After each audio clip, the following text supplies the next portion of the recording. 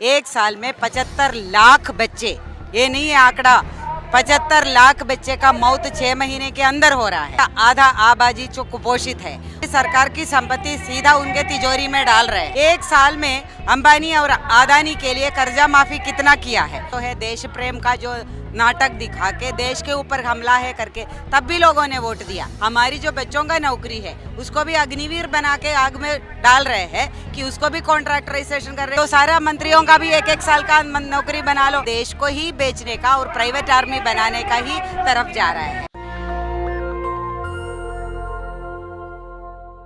नमस्कार, मेरा नाम है धारण और मैं इस वक्त मौजूद हूँ जंतर मंतर पर। जंतर मंतर वो जगह है दिल्ली की जहाँ पर रोज़ाना कोई ना कोई प्रदर्शन होते रहते हैं सरकार के खिलाफ, सरकार के समर्थन में। और आज एक अलग सा दिन दिखाई दे रहा है जंतर मंतर पर। जंतर मंतर के हर कोने में, हर तरफ कोई ना कोई प्रदर्शन चल रहा है। ये सरकार के द्वारा घोषित प्रदर्शन करने की जगह है। मैं एक एक करके सभी प्रदर्शनों के बारे में आपको बताऊंगा और हमने सभी प्रदर्शन कवर किए हैं आज। और इन सब प्रदर्शनों में कुछ समान बातें भी हैं। समान बातें ये हैं कि ये सभी लोग इस वक्त जंतर मंतर पे हजारों की भीड़ है। मैं बता दूं आपको, हजारों की भीड़ है और ये सभी सरकार से त्रस्त हैं। सरकार से त्रस्त अलग अलग कारणों से हैं, अलग अलग वजहों से हैं। सभी के मुंह पर एक ही सवाल है कि ये सरकार, ये राज्य सरकार, ये केंद्र सरकार क्यों जनता विरोधी बनती जा रही है और क्यों जनता विरोधी सरकार है ये। हमने ही इसी सरकार को वोट किया था और हम ही इस सरकार की नीति से पिस रहे हैं, ऐसा ये यहाँ पर मौजूद जनता कह रही है। सबसे पहले तो मैं आपको एक एक करके दिखाता हूँ। यहाँ पर आप सैकड़ों की संख्या में देख सकते हैं कि आंगनवाड़ी वर्कर्स यहाँ पर प्रदर्शन कर रहे हैं और इनकी मांग ये है कि 30-30, 35-35 साल की नौकरी करने के बाद भी इन्हें केंद्र का या राज्य का एम्प्लॉय नहीं माना जाता है और इनको वेतन के नाम पर महज मानदेय दे दिया जाता है। वेतन नहीं, समझिएगा इसको, वेतन और मानदेय में फर्क है। महज मानदेय दे दिया जाता, सम्मान राशि।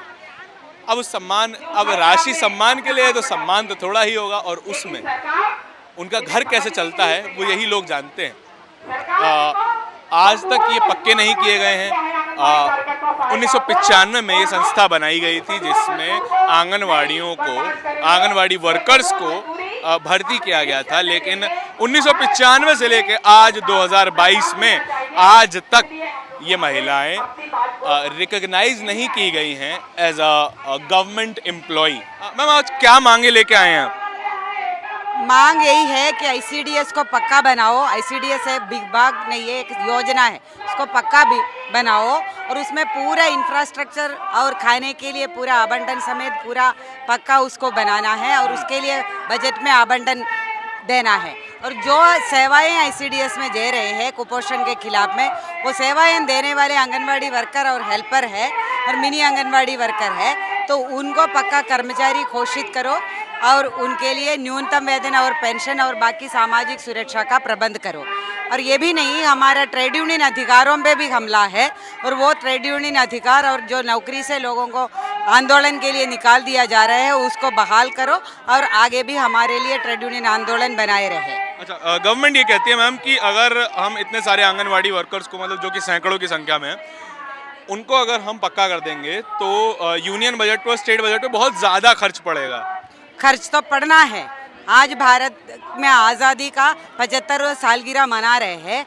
आज भी पूरे भारत सरकार के आंकड़े के मुताबिक एक साल में 75 लाख बच्चे, ये नहीं है आंकड़ा, 75 लाख बच्चे का मौत 6 महीने के अंदर हो रहा है। और जो बच्चे पैदा होता है 1 करोड़ 75 लाख बच्चे जिंदा बचता है, उनमें से आधा आबादी जो कुपोषित है, उसका ना कद है, ना उसका दिमागी विकास है, ना शारीरिक विकास है। तो ये, और उसमें से भी मृत्यु दर बहुत ज़्यादा है। तो ये एक बड़ा मुद्दा है। ये मुद्दे को एड्रेस करने के बिना कौन सा मुद्दा, कौन सा तरक्की भारत सरकार कर रहे हैं।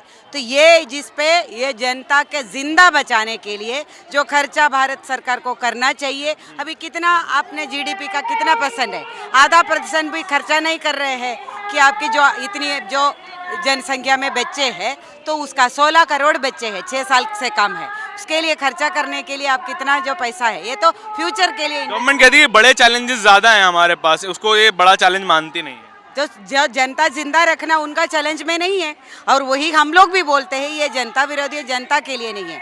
एक साल में अंबानी और अदानी के लिए कर्जा माफी कितना किया है उसी का ही आंकड़ा सरकार रिलीज कर ले, और जो बैंकों के अंदर में नॉन परफॉर्मिंग एसेट के नाम पे जो इनका कर्जा माफी अलग सा भी कर रहे हैं, टैक्स का भी छूट दे रहे और जो उनसे जो बैंक में लोन दे रहे उसका भी छूट दे रहे हैं, तो उसका आंकड़ा दे दो, लाखों करोड़ों का रुपये में आता है कि कम से कम पिछले 2-3-4 साल में 5 लाख करोड़ से ज़्यादा खर्चा उसमें किया है उनको माफ़ी देने के लिए, और 1 लाख जो 8 करोड़ जो बच्चे हैं आईसीडीएस जो कवर करते हैं, और 2 करोड़ माएँ हैं, और उनके लिए जो है सिर्फ 16 करोड़ रुपया भी नहीं है, 16,000 करोड़ रुपया भी नहीं है, तो ये कौन सा खर्चा कर रहे हैं। और आज के दिन में सुप्रीम कोर्ट ने भी आदेश दिया है, इनका जो काम है ये पक्का काम है, फुल टाइम काम है, और इनका ग्रेजुइटी का हकदार है, ये उनको देना चाहिए। और इनका जो ये वेजेस को वेजेस नहीं बोलते, ऑनरेरियम बोलते, ये ऑनरेरियम नहीं है, वेजेस है, ये सुप्रीम कोर्ट ने कहा है।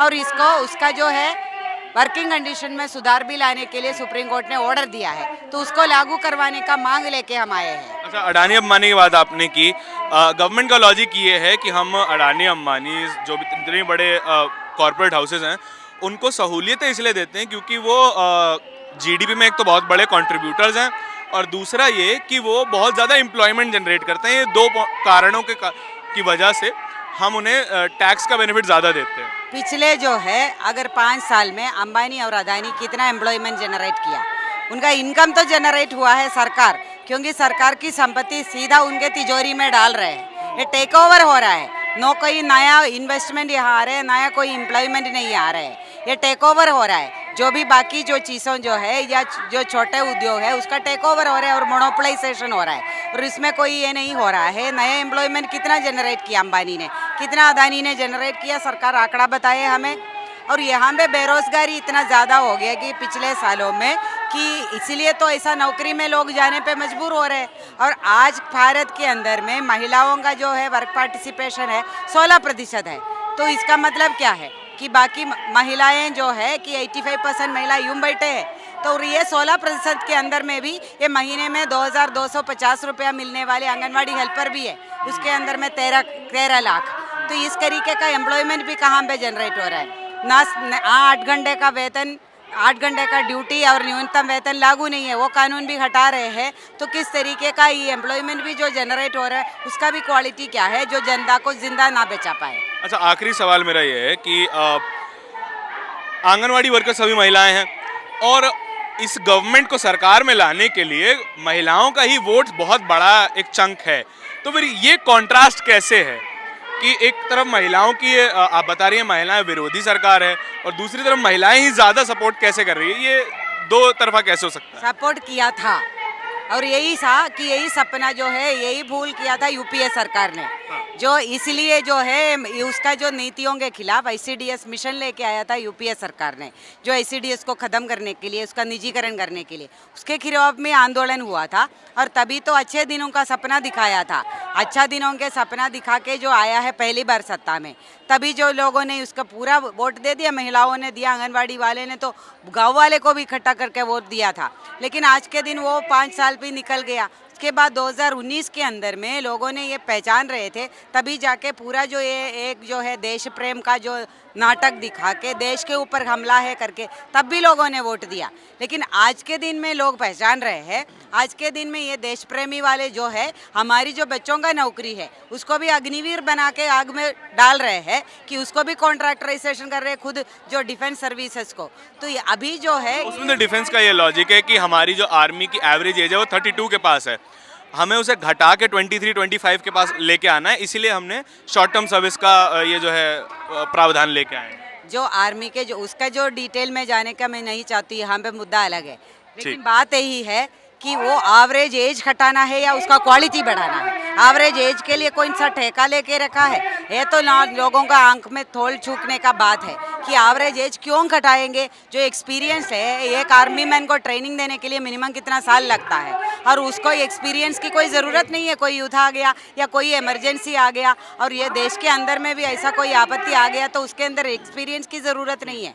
तो फिर तो सारा मंत्रियों का भी एक साल का नौकरी बना लो, एमपीओ को भी वापस बुलाने का कानून क्यों नहीं लेके आता है, उनका एज भी घटाते क्यों नहीं करते हैं। तो ये तो सारा यही है, ये पूरा डिफेंस का जो कैंशलाइजेशन और कॉन्ट्रैक्टराइजेशन हो रहा है और इसका बहुत बड़ा, बहुत खतरनाक इम्पैक्ट होने वाला है देश की जो डिफेंस के ऊपर में भी, और ये पूरा देश को ही बेचने का और प्राइवेट आर्मी बनाने का ही तरफ जा रहा है।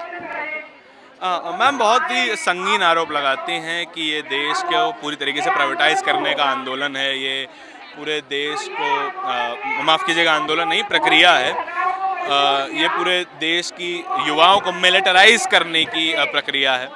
ये सारे सवाल हैं, आपको पूछने चाहिए सरकार से। मैं बार बार आपको कहता हूं कि हम आप तक सवाल लेकर आते हैं, मुद्दे लेकर आते हैं, और आपको वो तय करना है कि वो मुद्दे आपके सरोकार के हैं कि नहीं। कैमरा पर्सन आशीष के साथ मैं धारण, जंतर मंतर से नेशनल दस्तक के लिए रिपोर्ट। धन्यवाद। नेशनल दस्तक की आपसे गुजारिश है कि अगर इसको बचाना चाहते हैं तो नेशनल दस्तक को सब्सक्राइब करने के लिए रेड कलर के सब्सक्राइब बटन को दबाएं, फिर बेल आइकन की घंटी दबाएं। नेशनल दस्तक को बचाने के लिए बहुत जरूरी है कि हर खबर को शेयर करें, लाइक करें, कमेंट जरूर करें।